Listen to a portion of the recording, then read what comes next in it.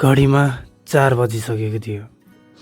एक्कासी मलाई के साथीसँग कुरा गरिरहेको थिएँ। एक्कासी कुरा गर्दा गर्दै चाहिँ साथीले भने आइज नि त बुटोल, यति वर्ष भइसक्यो, 2-3 वर्ष भइसक्यो नआएको, आइज, 1 दिन 2 दिन बस्लास् अनि फर्किलास् भन्यो।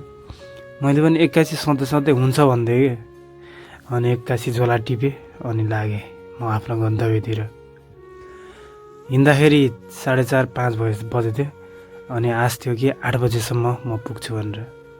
अलमोस्ट 8:30 जति भइसकेको थियो अनि म बुटोल पुगेँ। बुटोल पुगेर ठ्याक्क बुटोलको डाँडामा पुग्यो, थोरै टुच्च लगाइयो।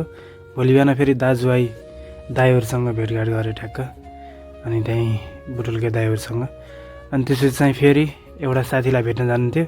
भेट्न गएको फेरि एउटा अनौठो चिज देखेँ कि यहाँ के ठ्याक्क यो बजार जस्तो लाग्ने कि तरकारीहरूको उहरूको सबको बजार के हो। त्यो देखेको मलाई एकदमै रमाइलो लाग्यो, भिडियो बनाउन मन लाग्यो।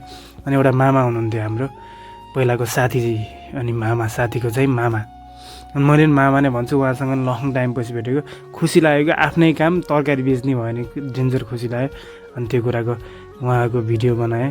अनि भ्लग बनाउँछु भन्ने मलाई सोचेको थिएन, तर त्यहाँ एक्कासी इन्भाइरोमेन्ट देखेर बनाएको मैले। अनि भोलिपल्ट फेरि फर्किनु पर्ने थियो, अनि च्याटचुट मामासँग यताउता कुरा भयो। अनि त्यसपछि म त्यहाँबाट फर्किएँ।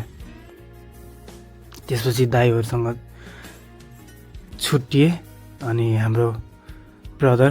अनि त्यसपछि भोलिपल्ट बिहानै म लागेँ आफ्नो फेरि अर्को गन्तव्यतिर, पोखरातिर म फर्किएँ भन्दै। यो पालिको सर्ट एन्ड बुटोल यस्तै भयो। Thank you for watching. फेरि आउनेछु।